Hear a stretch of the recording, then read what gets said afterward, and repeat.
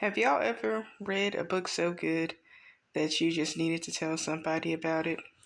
Well, that happens to me a lot. And what usually happens is I end up like writing a summarization in Google Docs because I don't necessarily have a lot of friends who are interested in reading all that or necessarily listen to me go on and on and on.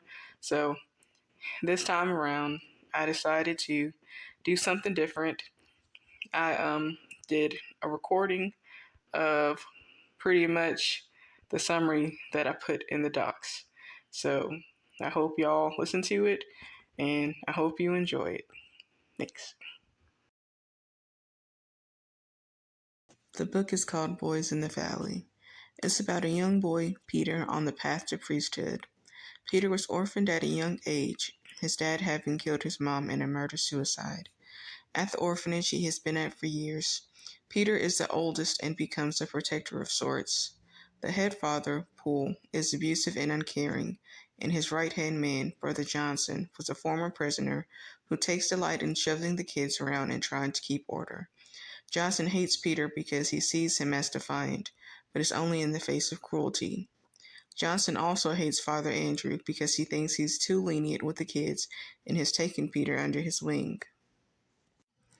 One night the sheriff comes knocking on the doors with a bunch of men and a man with a cloth sack on his head. Father Poole immediately knows something is up, but he is reluctant to admit it. They end up letting them all in, but once they have secured the man with the sacked head, he starts laughing. They take the bag off and are horrified at how twisted he looks. The sheriff is forced to admit that the guy is actually his brother, and he caught him in the middle of a ritual. Of course things go south. The brother breaks out of his binds, kills one of the deputies, and says the words, "We are many." The sheriff ends up killing his brother before he can do more harm, but at the moment of his death, the doors to the boys' dormitory blows open and a cross falls off the wall. Before every meal, the kids are lined up for inspections. If their hands are dirty, they are forced to skip. Food is already scarce and the boys are borderline starved. The day after that disaster, at dinner time, Johnson sends Simon, one of Peter's friends, to the restroom just to be a jerk. Once he comes back, all the food has been picked apart. He begs his friends to share, and Bartholomew, another orphan, tries to give him the scraps from his plate. Father Poole notices and attempts to admonish him, but he becomes defiant. Bartholomew is one of those kids that people think is kinda weird, but they leave him alone because he never harms anyone. So this outburst is very out of character. He is sent to the hole, a box in the ground outside. The day after that, once he is brought back to the dorms, things with the kids get weird. People who normally don't talk to each other are huddled in a group, whispering and talking, Bartholomew included. Simon is among them as well. Remember how I said Peter's on the path to priesthood? Well, he has one main obstacle in his path, a girl named Grace who lives at the farm down the hill. He loves her and has loved her for a long time, but it is forbidden for a priest to marry. Unbeknownst to Peter, Father Andrew knows this, but he wants Peter to make the choice on his own.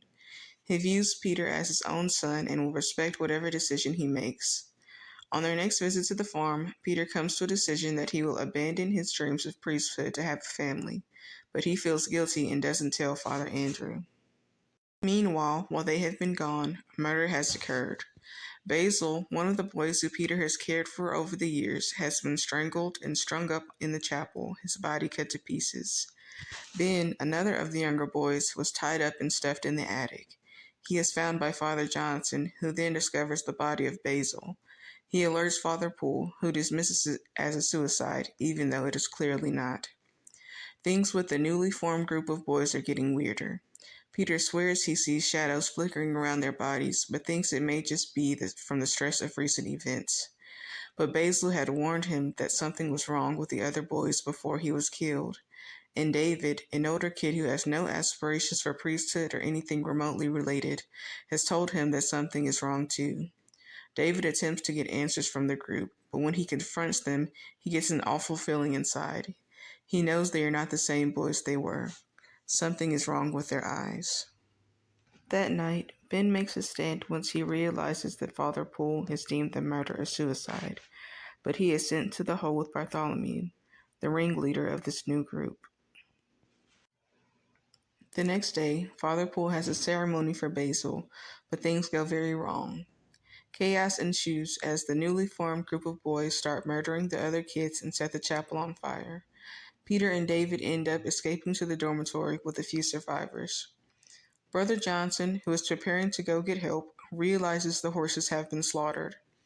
On his way back to the main building, he hears someone calling for help and remembers the boys are still in the hole. He goes to get them but doesn't realize it's a trap set by Bartholomew. Ben is still alive but huddled in a corner, catatonic. The demon within Bartholomew knows Johnson's darkest secret, the reason he was sent to jail, accidentally murdering his wife and child. Bartholomew gives them a choice. Either one kills the other or they both die. Johnson, who has not been baptized, is overtaken by the darkness, so he kills Ben and joins their side. Later in the dormitory, Father Andrew has joined the rescued boys. They are trying to figure out the next course of action when a knock sounds. It is one of the boys who they previously thought was captured. They let him in and it turns out to be a grave mistake. He betrays them and lets the others in, and the slaughtering begins. It all seems hopeless. Peter, who is trying his best to defend the younger kids, notices with a start that Andrew has been gravely wounded. He rushes to his side and sees he is beyond saving. Right before the chaos began again, Andrew confessed that Peter was basically already a priest. The only things left were an assessment and a ceremony. Peter was shocked and experienced a range of emotions. He had confessed to Andrew recently that he felt the darkness in him, and Bartholomew had taken an interest in him as well, sensing the same thing. However, in this moment, he decides that his commitment to God and the safety of others is stronger than his commitment to grace and his doubts. And with the holy water Andrew had stashed in his pocket, Peter becomes an ordained priest. The demons are weary, but Bartholomew is cocky, beckoning the remaining kids to his side. One kid goes, but the rest stay as they witness Peter's ordainment. Things go south again because Peter is just a kid himself and doesn't really know what to do. But while Johnson is strangling the life out of Peter's most loyal friend, words suddenly come to him. And even though Johnson can't really hear outside the darkness buzzing in his head, he sees the light around Peter and recognizes him as a priest. Peter saves Johnson then and there, and the darkness clears.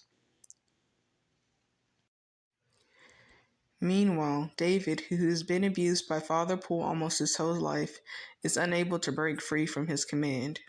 Having had his eyes gouged out by Johnson, Poole enlists help from David to burn the whole place down. David assumes that Father Poole still wants to save the children, but that is not the case.